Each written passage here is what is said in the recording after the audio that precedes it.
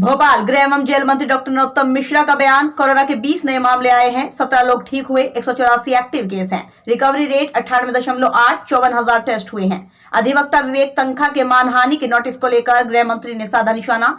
CM ने तो कुछ कहा ही नहीं, उसके बाद भी नोटिस दे दिया। भूपेंद्र सिंह वीडी शर्मा ने भी कुछ गलत नहीं कहा। अपनी गलती छुपाने के लिए कांग्रेस अदालत गई। अदालत में गए इसलिए विषय सामने आया। जनता की अदालत में आना चाहिए, लेकिन उन्हें पता था जनता के सामने नहीं जीतेंगे। आज से 25 तारीख तक पूरे देश भर में गुड गवर्नेंस डे मनाया जाएगा। इसके तहत हमारे प्रशासन की समस्याओं का निराकरण करना, जनता की समस्या का निवारण, केंद्र प्रशासन को जनता के प्रति दायित्व निभाना, जन समस्याओं का निराकरण करना मकसद है। मुनव्वर फारूकी का मुंबई में शो होने पर दिग्विजय सिंह को बधाई देने पर बोले, जो भी हिंदू देवी देवताओं का अपमान करेगा, हिंदू विरोधी होगा, उसको दिग्विजय सिंह बधाई देंगे। विश्व हिंदू परिषद के धर्मांतरण अभियान को लेकर कहा, जो भी विषय आएंगे ध्यान दिया जाएगा। राहुल गांधी सिर्फ हिंदू और हिंदुत्व का मुद्दा उठाते हैं, लेकिन कभी मुगलों की डीएनए के बारे में कुछ नहीं बोलते। हिंदू का ही जिक्र क्यों करते हैं? ये चाहते हैं हिंदू बट जाए। राहुल गांधी की पीड़ा है। 25 तारीख तक, आज से 25 तारीख तक देश भर में गुड गवर्नेंस डे मनाया जाएगा और इसके तहत हमारा प्रशासन के लोगों की समस्याओं को निराकरण करना, जनता की समस्याओं का निराकरण करना, प्रशासन को जनता के प्रति उनके दायित्वों का गंभीरता पूर्वक बोध कराना, जन समस्याओं का निराकरण करना, ये इसका मूल मकसद, सरकार का मूल मकसद है। इसको हमें विकास के सर्वांगीण और सर्वव्यापी बनाने के लिए इस कार्यक्रम को 25 तक मनाया गया। मुनव्वर फारूकी नोटिस देने की बात कही है।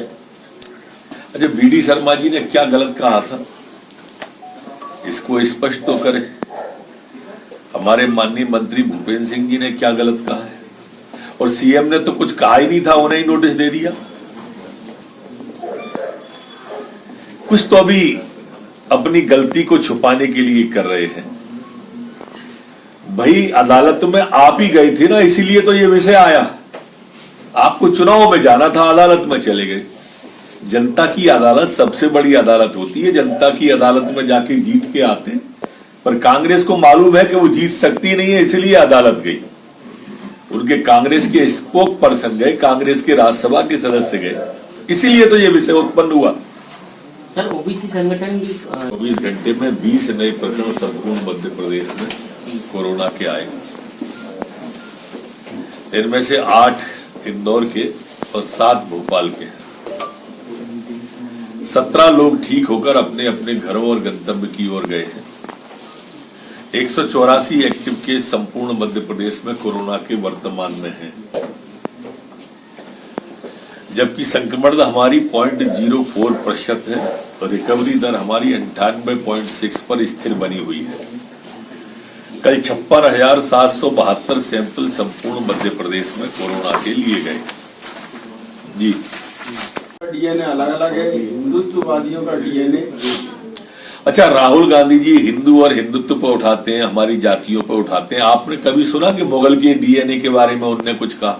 मुगल या मुगलिया के बारे में कुछ कहा, फारसी के बारे में कहा, क्रिश्चियन के बारे में कहा? ये सिर्फ बार बार हिंदू की ही जिक्र क्यों करते हैं, हमारी जातियों की क्यों करते हैं? क्योंकि ये चाहते हैं कि हिंदू बट जाए। पीड़ा उनकी यही है सिर्फ, और राजनीति भी उनकी अब यहीं तक रह गई है।